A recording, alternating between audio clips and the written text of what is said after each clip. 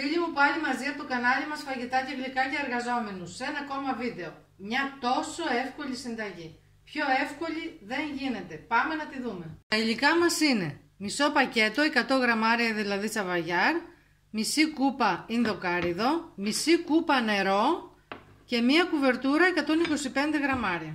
Σε ένα κατσαρολάκι βάζουμε το νερό και την κουβερτούρα και λιώνουμε σε σιγανή φωτιά.